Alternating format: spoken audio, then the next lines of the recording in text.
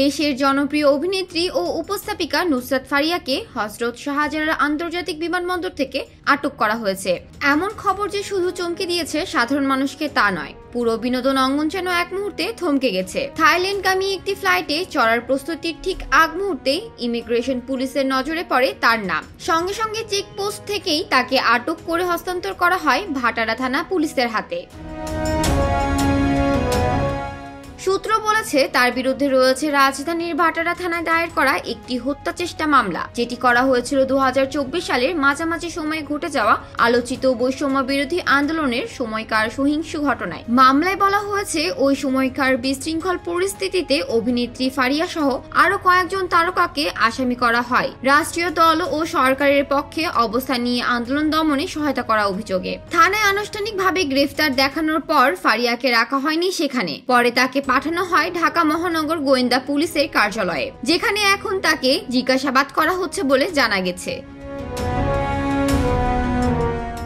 এই মামলার মূল বাদী এনামুল হক নামে একজন ছাত্র নেতা। তার অভিযোগ, বৈষম্য বিরোধী ছাত্র আন্দোলনের সময় তিনি গুলিবিদ্ধ হন, আর সেই হামলায় প্রত্যক্ষ ও পরোক্ষভাবে সহায়তা করেছিলেন চলচ্চিত্র অঙ্গনের কয়েকজন পরিচিত মুখ, যাদের মধ্যে রয়েছেন নুসরাত ফারিয়া, অপু বিশ্বাস, আসনা হাবিব ভাবনা ও জায়েদ খান সহ মোট 17 জন। মামলায় উল্লেখ করা হয়েছে তারা নাকি ওই সময়কার সরকারের হয়ে অর্থ যোগান দিয়ে ছাত্র আন্দোলন দমন করতে সাহায্য করেছিলেন। এই অভিযোগের পর থেকেই মামলার তদন্তে তাদের নাম চলে আসে। এদিকে পুলিশের একাধিক সূত্র থেকে জানা গেছে এই মামলার তদন্ত এখন বেশ গভীরে। ফারিয়ার আটক এই তদন্তকে নতুন মাত্রা দিতে পারে বলেও মনে করেছেন সংশ্লিষ্ট কর্মকর্তারা। একই সঙ্গে বিষয়টি নিয়ে সামাজিক যোগাযোগ মাধ্যমে শুরু হয়েছে চুলছেরা বিশ্লেষণ, বিতর্ক আর নানামুখী মত।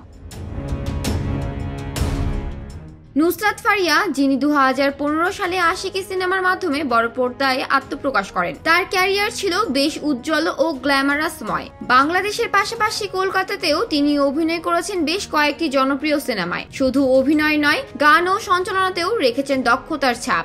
গেল ঈদেই মুক্তি পেয়েছে তার অভিনীত জিন 3, যেখানে তার বিপরীতে ছিলেন সজল। ছবিটি বাণিজ্যিকভাবে সফল না হলেও দর্শক প্রিয়তা পেয়েছিল। এমন একজন তারকার বিরুদ্ধে এই ধরনের মামলা এবং তারপর আটকের ঘটনা নিঃসন্দেহে অপ্রত্যাশিত। তবে এখানেই শেষ নয়। সিনেমা অঙ্গনের অনেকেই বিষয়টিকে দেখেছেন রাজনৈতিক ষড়যন্ত্র বা টার্গেটেড হ্যারাসমেন্ট হিসেবে। আবার কেউ কেউ বলেছেন নুসরাত ফারিয়ার নাম এই মামলায় আসাটাই অবাস্তব, কারণ তিনি সচরাচর কোনো রাজনৈতিক মন্তব্য করেন না, বরং বরাবরই কাজ নিয়ে ব্যস্ত থাকেন। এদিকে চরকি বঙ্গ কিংবা সিনেমা হলে মুক্তি পাওয়া তার বিগত কয়েক বছরের কাজগুলোই ছিল বেশ কিছু সাহসী চরিত্র। কেউ কেউ বলেছেন তার পর্দার সেই প্রতিবাদী চেহারাটাও কি তবে বাস্তব জীবনের সমস্যা ডেকে এনেছে? সব মিলে শোবিজ অঙ্গন এখন দুই ভাগে বিভক্ত।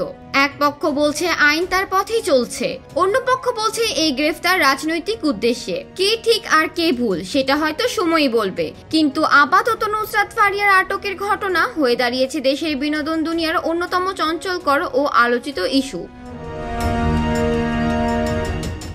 এখন অপেক্ষা আইন আদালতের পরবর্তী পদক্ষেপের। মুক্তি পাবেন নুসরাত ফারিয়া, নাকি এই মামলার মোড় আরো জটিল দিকে যাবে? আপাতত এই প্রশ্নই ঘুরপাক খাচ্ছে চলচ্চিত্র পাড়ার অলিতে গলিতে। জান্নাতুল ফেরদৌস, শোবিজ 24, ঢাকা।